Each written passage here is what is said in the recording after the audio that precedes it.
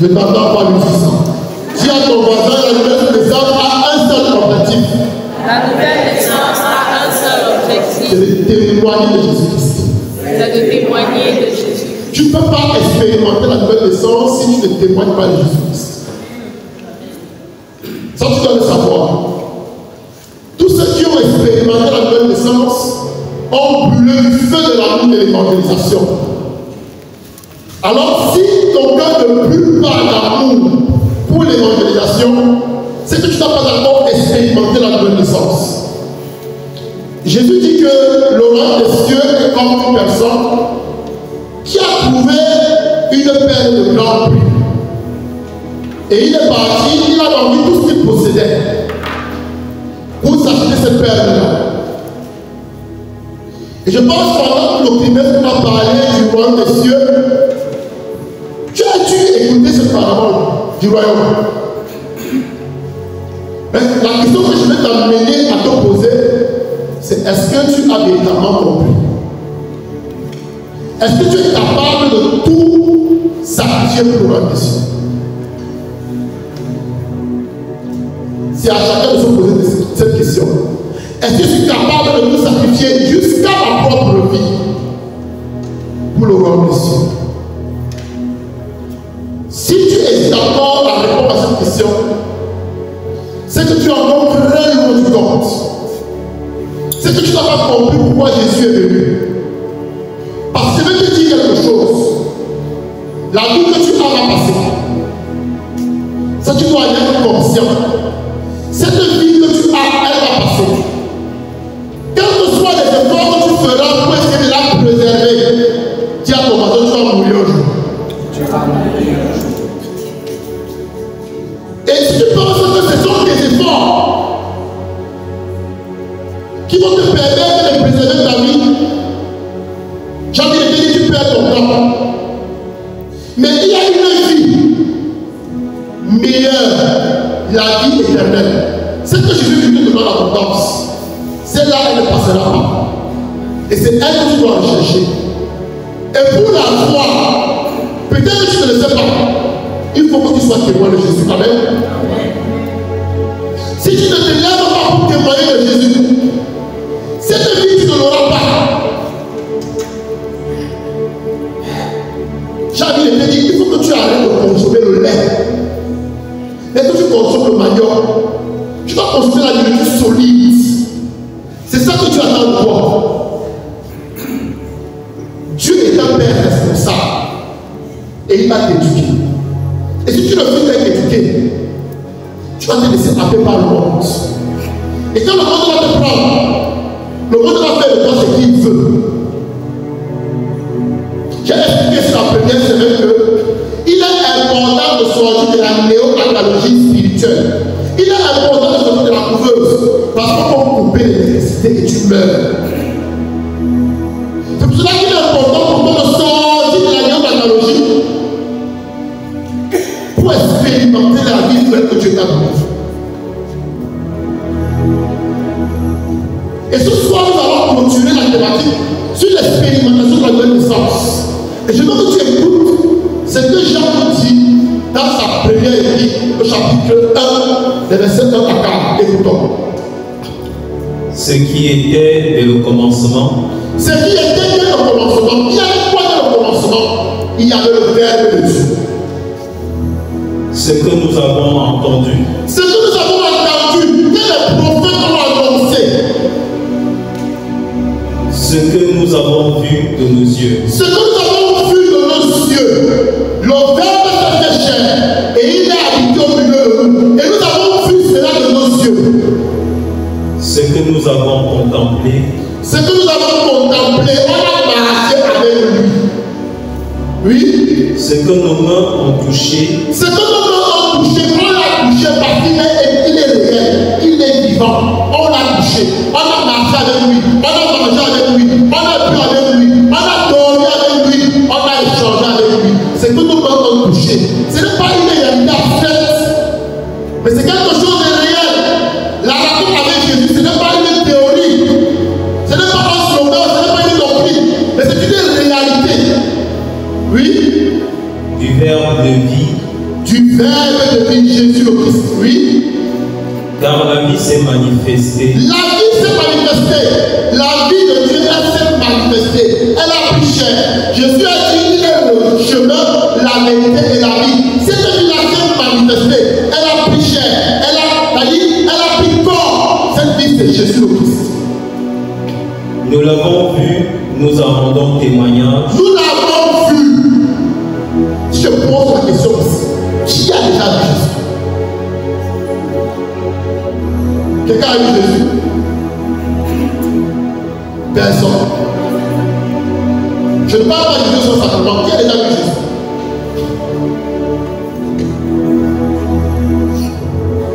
Ce que Jean raconte n'est pas abstrait.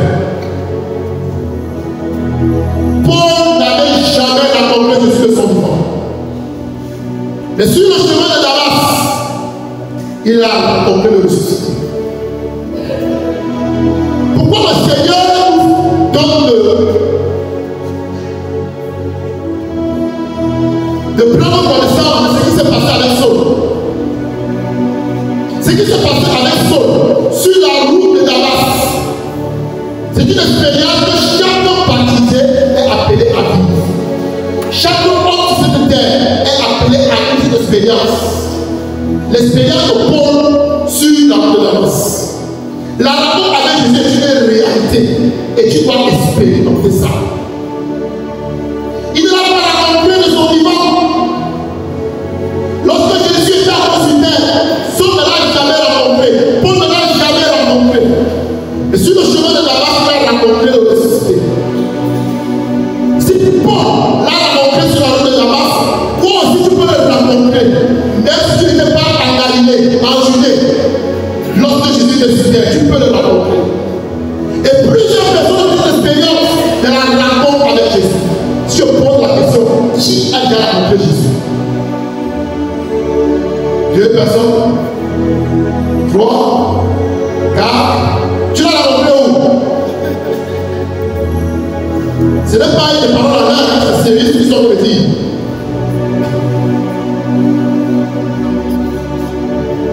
C'est quelqu'un qui partage son témoignage, oui, le micro. Oui. Shalom. Alors, c'était devant le Saint-Sacrement que j'avais rencontré Jésus.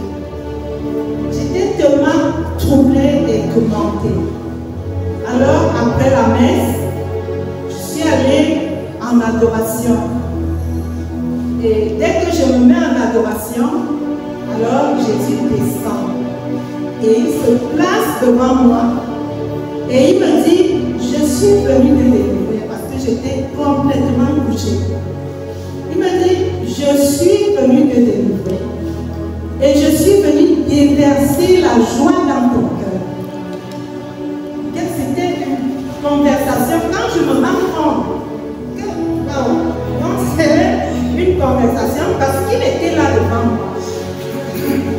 Alors, je suis entrée aussi un peu en conversation avec lui. C'était devant le Saint-Sacrement. Ok, quelqu'un d'autre peut partager son expérience? Oui.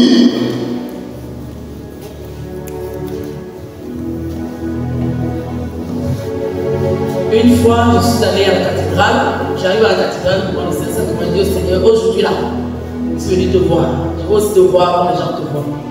Alors je m'assois en face et j'étais sûre qu'aujourd'hui là j'allais voir le Seigneur. Le Seigneur m'amène donc dans une extase où je vois quelqu'un qui vient en tunique blanche, me tend la main, je prends sa main et on s'en va et il m'amène plutôt devant un autre Saint-Sacrement, un autre tabernacle. Et il ouvre et je vois, il porte. Je savais bien que ce qu'il me montrait, c'est l'hostie consacré dans le tabernacle. Et il sort, il fait comme ça, comme dans les films des pirates, frère d'or. Il sort comme ça et il m'ouvrit. Et moi je sais que il me montre comme ça. Il me montre l'hostie comme ça et je me réveille. Je dis, oh Seigneur, merci. Quelqu'un d'autre partage son expérience? Oui, le micro. La rencontre avec une expérience réelle.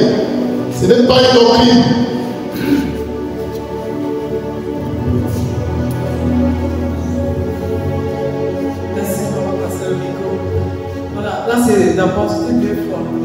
c'est dans un rêve, dans un songe. Je priais toujours, je suivais les messes pour lui demander qu'il me donne toutes les capacités nécessaires pour faire face aux forces de l'ennemi, à tout ce qui nous presse. Tout le temps, je priais comme ça. Je le vois donc un beau petit matin dans un rêve qui me dit tu auras la lumière lorsque le maître des lieux partira. Et je n'ai rien compris. C'est des années après que j'avais compris. Je me suis retrouvé, je me dis pourquoi pays sourire. J'étais vraiment dépassé que lui sourit alors que je suis dans le monde. J'étais dépassé. J'en ai parlé à mon confesseur. Il m'a assuré qu'il n'y a pas de problème. Il sait ce qu'il fait. Deuxième fois, c'était un vendredi saint. J'étais devant mon père dans ma chambre à 3 h du matin. J'étais en train de prier. Je faisais 33, je crois en Dieu. Au dernier 33, j'ai senti comme si j'avais un tourbillon qui me prenait. Je ne me retrouvais plus dans ma chambre. J'étais maintenant dans un désert. Et ces jours-là, j'étais vraiment dans le désert. Je n'arrivais pas à prier vraiment, mais j'ai foncé. 3 h du matin, c'est vendredi ça, je priais donc à genoux. Je me trouve au désert. Il vient devant moi, je n'ai même pas vu le corps. Habillé avec la tête de turban et tout ça. Il m'a salué et il a continué. Je me suis dit, mais qui m'a salué comme ça? C'est un fou, c'est comment? Immédiatement, je me suis réveillé et j'ai réalisé que c'était Jésus. Ok. Je ne vais pas diminuer votre joie. La semaine passée, on a vu qu'il y avait 3 dimensions de Jésus qu'on pouvait rencontrer. On avait Jiré, on avait Machia, on avait Adonai. Qui a pu identifier le Jésus qu'il a rencontré?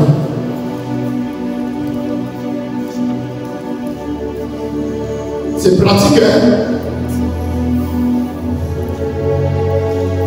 Je veux que vous montiez un peu. Amen. Il faut monter un peu, c'est très important. Qui a pu identifier le Jésus qu'il a rencontré? Oui, Caroline. Tu as rencontré Machia. Il se passe quelque chose lorsqu'on rencontre Machia. C'est qu'il te montre ta situation devant lui. Il te montre le péché. Et le péché, il est laid. Et ton voisin qu'il est laid. Nous allons entrer dans quelques jours dans le mois des arbres du purgatoire. Le mois des feux. Et il y a un livret qui circule dans les librairies, qui a toujours avec le purgatoire. Et là, il y a un témoignage qu'on raconte. On dit, ce n'est pas Dieu qui nous envoie en enfer pour le purgatoire. C'est toi qui parles. On se comprend? Dieu n'envoie personne, c'est toi qui parle.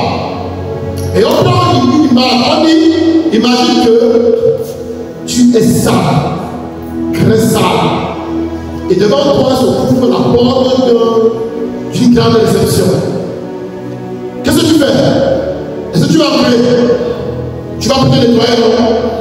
C'est exactement ce qui se passe. Le péché est tellement laid, lorsque tu rencontres Machia, il te montre ta situation devant lui. Et tu réalises que la vie que tu faisais avant ne plaisait pas à Dieu et tu décides de changer. Mais si tu rencontres Jiré, comme tu as écouté beaucoup de personnes qui l'ont rencontré, ta vie peut ne pas changer. C'est comme ça. Et si tu rencontres Machia, tu ne peux ne pas changer. Tu ne peux ne pas rester. C'est-à-dire, tu bouillonnes. Tu veux l'annoncer à tout le monde. Tu veux témoigner de lui partout. Tu veux dire à tout le monde, mon frère, si tu fais la papier, arrête parce qu'il y a l'affaire. Mais si tu te retournes à Jésus, tu auras la vie. Amen.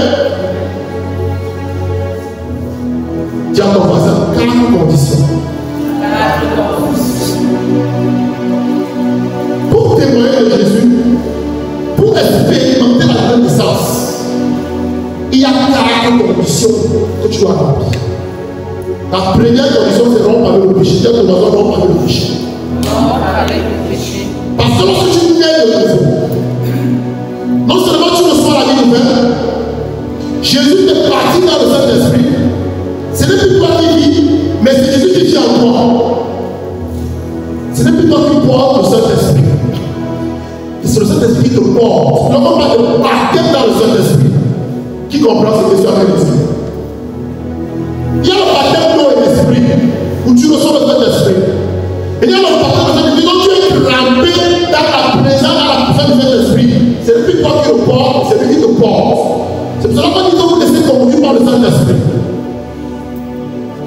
Et lorsqu'il te conduit, personne ne va te demander de rompre avec le péché. Mais l'onction que tu as reçue de Jésus va t'instruire. Et cette onction te dira que ceci n'est pas bien, il faut changer. C'est pourquoi la première condition pour marcher à l'enfant de lumière, c'est de rompre avec le péché.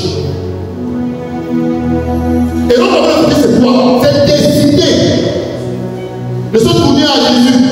C'est de dire, Seigneur Jésus, j'ai péché. Et comme tu l'Écriture, lui qui est juste et fidèle, il va te parler et il va te justifier. Amen. Amen.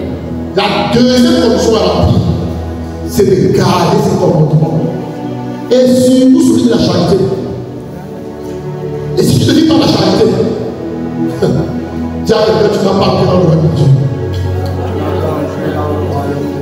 La charité, dis à ton mari, on va pas être Caïn. Caïn était en même temps plein de haine, de convoitise et de jalousie pour son frère. Et parce que ses œuvres étaient mauvaises, il est allé assassiner son frère. La jalousie est un péché très dangereux. La convoitise. Tu veux vivre l'enfant de Dieu, tu veux expérimenter la connaissance, vis dans la charité. Jésus a laissé un commandement. Il n'a pas laissé deux. Mais il a laissé un commandement nouveau. Aimez-vous les uns les autres comme je vous ai aimé. Si tu vis dans la haine, tu vis dans les ténèbres. Et en Dieu, il n'y a pas de ténèbres parce qu'il n'est que lumière. La troisième condition, c'est que tu dois te garder du monde. Le monde, c'est quoi? C'est tout système qui s'oppose à Dieu. Tout système qui s'oppose à Dieu, c'est le monde. Tout ce qui s'oppose à Dieu, c'est le monde. Et le monde a trois choses. La convoitise des yeux, celle de la chair et l'amour des richesses. Regardez Jésus au désert. La convoitise de la chair, on lui dit tu as faim. Grand homme s'est tiré la faim. Jésus tombe. L'amour des richesses, on lui demande pour le royaume de la terre. Jésus refuse. Si on pose les mêmes choses devant toi, si tu dois réagir comme Jésus. Donc tous les autres commandes disparaissent, on t'a demandé de crier ça ici. Ton cas est tellement. Parce que sûrement tu es plein de tes problèmes. Si quelqu'un vient maintenant te dire, sors, j'ai 1 milliard pour toi. Je suis sûr que beaucoup de personnes ne vont pas résister, ils vont sortir. Est-ce que maman? Est-ce que maman? Qui veut l'argent ici? Je veux que la personne qui veut l'argent. Ne pas obtenir, ne veut l'argent. Comment veut l'argent de qui? Maintenant, quelqu'un vient te dire qu'il y a 1 milliard pour toi. Je ne te demande pas de ne plus venir à l'hôpital. Mais seulement aujourd'hui, sois bien récupéré. Qui va sortir? Soyez franc. Voilà, elle est franche. Elle va sortir. C'est 1 milliard. Beaucoup n'ont pas levé la main, mais c'est qui vont sortir. Vous voulez la preuve? Aujourd'hui, c'est pratique. Hein? On a parlé beaucoup de théories les autres semaines. Et là, c'est pratique. Vous voulez la preuve? Qui a son téléphone à bord d'avion ici? Lève la main. 8, 2, 3. Et les autres? 4. C'est silencieux. C'est silencieux. Si ça vibre maintenant, que ça l'appelle important, qui va sortir? Il y a la qui sont sincères, ils vont sortir.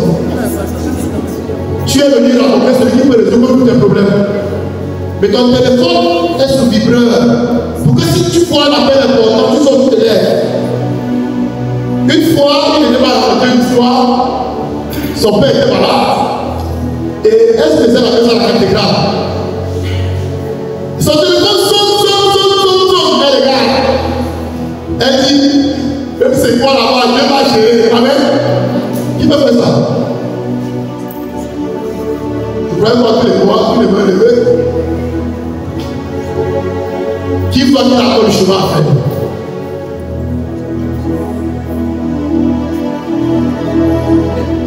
Expérimenter la reconnaissance, ce n'est pas un slogan. Tu dois arriver à ce niveau. Jean dit ce que nous avons vu, ce que nous avons contemplé, ce que nous avons entendu, ce que nous avons touché du verbe de vie. Nous vous l'annonçons. Je vous dis, Jésus-Christ est réel, il est vivant. Et il faut que chacun d'entre nous expérimente ça.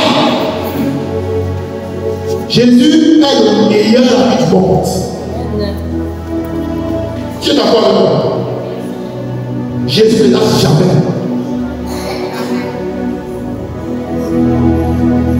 Expérimentez, vous allez voir. C'est la vie qui ne va jamais te laisser. C'est la vie qui sera toujours présente avec moi. Regardez ce qui se passe avec Pierre.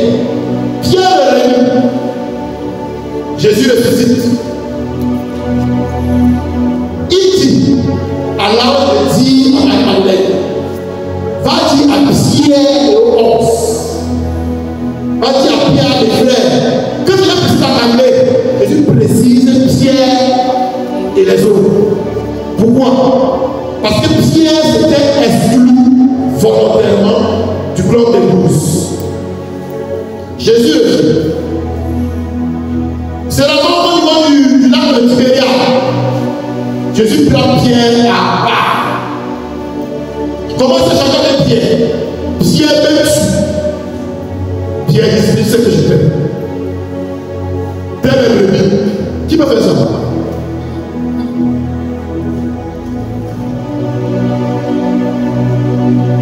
Jésus n'a pas rejeté Pierre. Il sait que Pierre est son ami.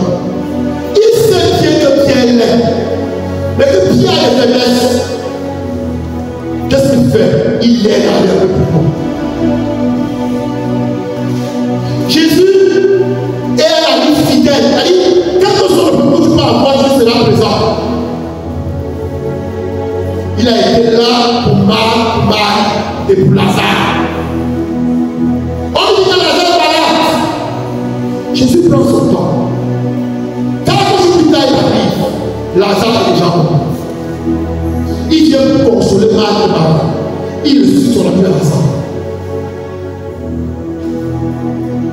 Jésus est le plus, il dit, le plus généreux du monde. L'argent, c'est rien pour lui. La richesse, c'est rien pour lui. Le manger, le boire, c'est rien pour lui. Il a donné à manger à des milliers. Il a donné à boire à plusieurs personnes. Il a guéri plusieurs personnes. Qu'est-ce que tu cherches? Qu'est-ce que tu cherches? Ma prière pour toi ce soir, je ne vais pas beaucoup parler. Mais c'est que tu expérimentes ma nouvelle naissance. Que tu sois capable de raconter ce que Dieu a fait pour toi. Pas le mariage qu'il t'a donné. Pas l'argent qu'il t'a donné. Et ce qu'il a fait pour toi la croix. Tu peux me dire que tu rencontres ma chienne. Je ne suis pas contre les témoignages que Jésus a donné ceci pour moi, il a fait. Je ne suis pas contre ça. Hein? Mais je veux que quelqu'un me parle de l'expérience avec ma chienne. Quand il a l'expérience qui a bouleversé sa vie. C'est cette expérience que je veux que tu. C'est-à-dire, c'est cette expérience que je veux que tu vives. L'expérience que je veux que tu vives. C'est comme pour la vécu sur la route de Damas.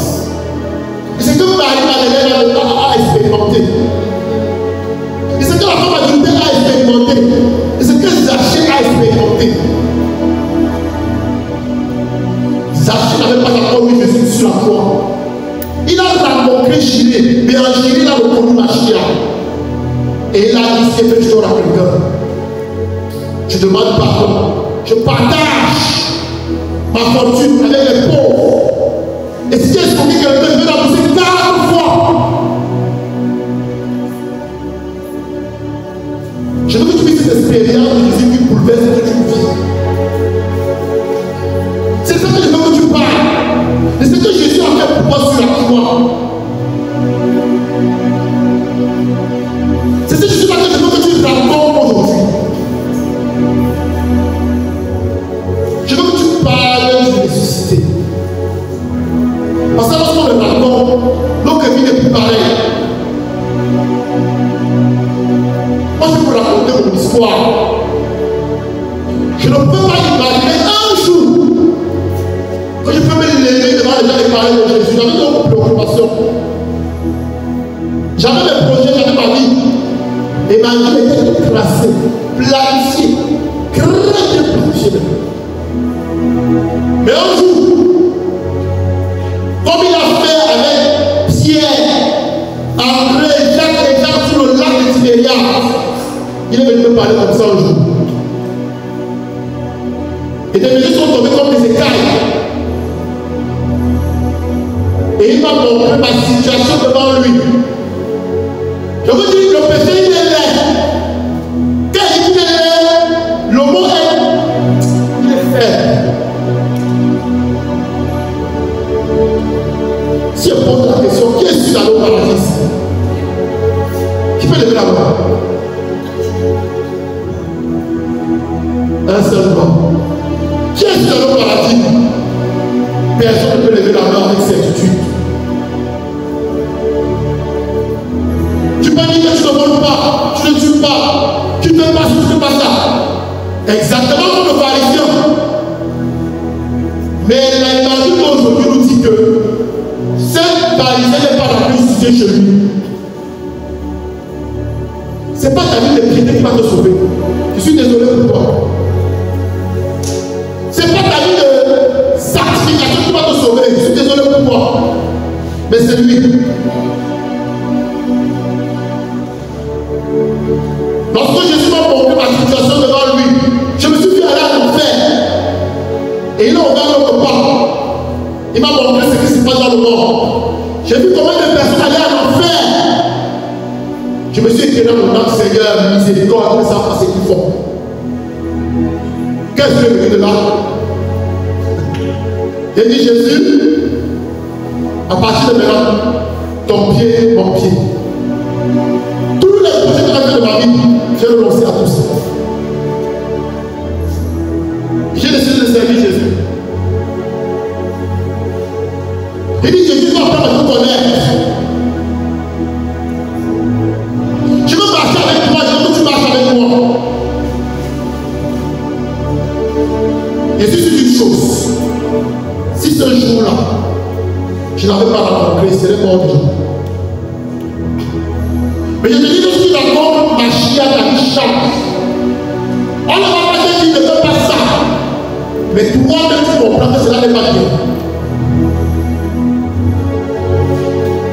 Jean nous dit que si nous confessons nos péchés, il est fidèle et juste pour nous pardonner et pour nous justifier. Ça veut dire qu'il faut d'abord reconnaître qu'on a péché. Et celui qui ne pêche pas, il fait le cœur dans le cœur.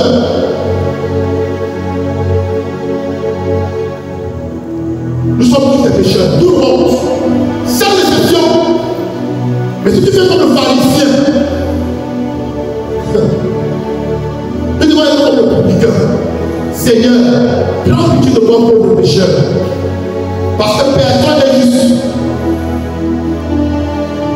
Jésus le seul qui est juste.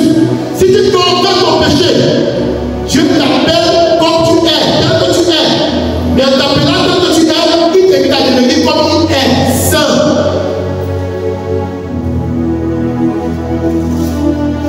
Je dis, ta vie de pitié ne peut pas te sauver, c'est Jésus qui te sauve.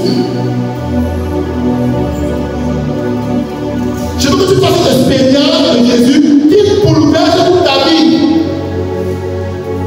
Et c'est pourquoi je peux vous dire avec certitude que si personne ne dit qu'elle a rencontré Jésus, si personne ne dit qu'elle expérimente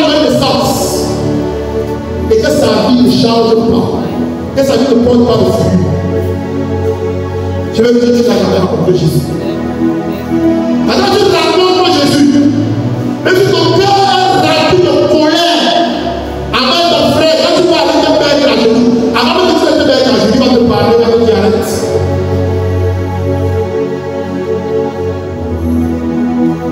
Mais ne pense pas que tu vas aller prier. Tu vas aller dire ton frère, tu vas te dire non, tu as raison. Non. De quel Jésus tu parles? Jésus est réel. Il y a deux personnes sur terre que tout le monde doit rencontrer dans sa vie. Il y a Jésus, il y a le Saint-Esprit. Si tu ne le rencontres pas, sur laquelle tu es encore en train de chômer, tu perds ton temps. Ne viens pas crier, si tu n'as pas tu cries.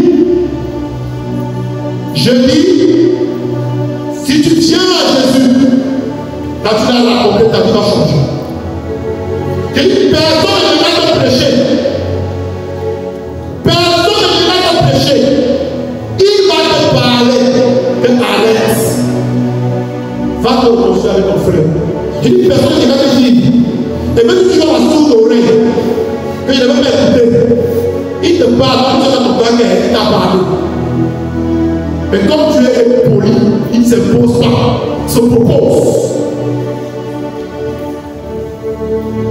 Si tu n'as pas atteint ce niveau, dis Jésus, je vais te rencontrer. Saul était sûr qu'il faisait la volonté de Dieu. C'était un très bon judaïste. Mais lorsqu'il a rencontré Jésus sur la route de Damas, sa vie a changé. Est-ce que quelqu'un lui dit à Paul, quand il est persécuté les chrétiens, il a arrêté ça, non? Quelqu'un a dit à bien a prêché. Quelqu'un a dit à Marie-Madeleine qui a la prostitution. Elle a arrêté ça, non? Si tu es encore au niveau, il faut qu'on te dise, ne fais pas ci, ne fais pas ça. Tu es encore dans la police. Je veux que ce mois tu comprennes quelque chose. C'est que tu dois monter dans le niveau. Si tu as encore une autre chose, qu'on vient t'enseigner, qu'on vient t'instruire. Je dis que tu n'es pas à toi, mais tu es encore très loin. Si on a fait ici maintenant, on dit, on a demandé à tout le monde de rester chez soi. Parce qu'il doit y avoir une manifestation. Et comme vous êtes venu dans votre marque, qui va regretter que le lycée aujourd'hui? Soyons sincères. Vous voyez les gens qui ont envie de demander, quand on le voit. Beaucoup sont restés parce qu'ils ont peur. Mais on ne peut pas les en vouloir, c'est normal. Mais arrivant au niveau où on est prêt à donner sa vie pour Jésus, il faut avoir franchi un palier. Il faut avoir rencontré celui qui possède la vie. Le livre des Proverbes nous dit quelque chose. Que Dieu est celui qui tient entre ses mains les cœurs des rois et il dirige sa compagnie de sa volonté. Vous partez changer les choses dans la rue et Dieu est chrétien, tu n'as pas compris. Va rencontrer celui qui possède le cœur, celui qui détient le cœur de tous les dirigeants. Je vais finir par là. Il me reste combien de minutes? 15 minutes, ok. Je vais vous parler de quelqu'un que Dieu a positionné. Joseph. Vous connaissez Joseph, non? Fils de Jacob. Dieu avait décidé dans sa préscience que Joseph serait le premier ministre d'Égypte. Il a dit qui? Pharaon. Il dit, Pharaon, je te donne un songe. Et aucun de tes mages, aucun de tes conseillers ne pourra expliquer ce que je vais te donner comme songe.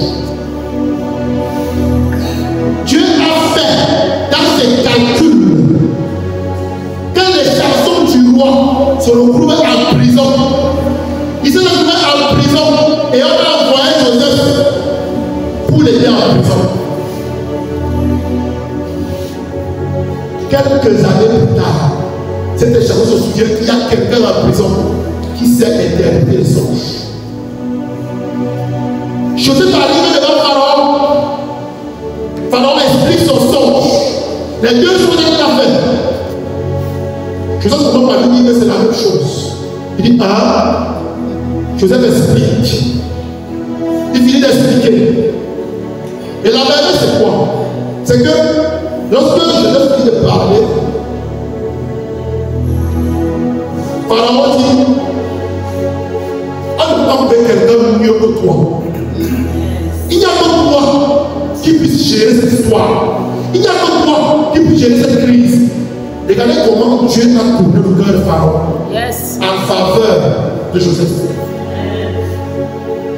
Joseph n'est pas allé manifester. Je parle en camerounais. Est-ce que je parle en camerounais? Tu veux que les choses changent? Parle après celui qui a le cœur indisciplinable pour les peuples. On dit qu'il ne regarde que ça selon son gré. Dieu peut décider. Ok, peu importe celui qui a gagné. Mais je vais positionner les enfants à des postes clés. Et eux, ils vont agir en faveur du peuple. Pharaon n'était pas juste.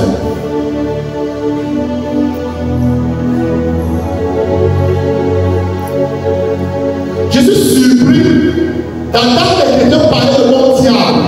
Le diable n'est pas bon. Un chrétien ne parle pas comme ça. Tu dis un chrétien ne parle pas comme ça. Si tu as rencontré le ressuscité, il peut décider que même si c'est le plus grand tyran qui a gagné, donc positionner ses enfants à tous les postes clés et ils vont agir en votre faveur. Parce qu'il a son pouvoir, il a donné sur une chose. Qu'est-ce que tu cherches? Il y a un chrétien. Je veux que tu racontes ma chair. Je veux que tu sois dans la raconte qui va bouleverser ta vie. La raconte va te faire sortir les ténèbres premières. Je finis par là, les apôtres étaient enfermés par peur des Juifs. Ils étaient enfermés par peur des... Et lorsque le Saint-Esprit était descendu, on dit qu'ils sont tous sortis. Ils ont commencé à proclamer les merveilles de Dieu. Cette bonne nouvelle-là est arrivée jusqu'à nous aujourd'hui. La peur n'est pas chrétienne. Si tu as peur, demande-toi, quel est l'esprit que tu as reçu? Paul nous dit, on n'a pas reçu l'esprit d'intimidité, mais l'esprit de force. Qui est ton père? Qui est ton père? Jean nous dit que nous devons être en communion avec le Père et avec Jésus. Tu es en communion avec qui? Je veux que tu expérimentes la nouvelle naissance. Je veux que tu sortes de la couveuse spirituelle. Parce que le mois prochain, on va encore avancer. Ce n'est pas le début du trimestre. Mais je veux que tu ailles venir ici, juste pour crier et transpirer et largement comme tu es venu. Mais que lorsque tu sois ici, que tu sois transformé, que tu puisses dire à quelqu'un, j'ai rencontré quelqu'un. Cet homme a changé ma vie. C'est comme la Samaritaine. Et on va se lever. On va faire juste une simple petite prière.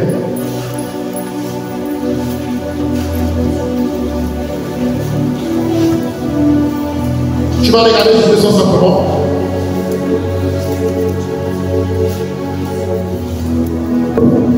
Tu vas lui dire, Jésus, je veux te rencontrer. Jésus, je veux te rencontrer. Je veux faire cette rencontre avec toi qui bouleverse toute une vie.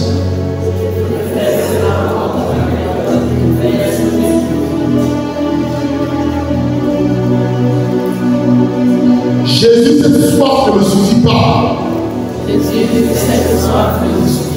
Intensifie ma soif.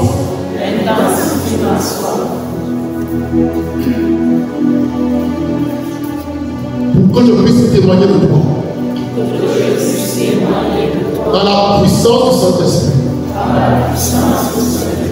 Amen. On prépare une offrande.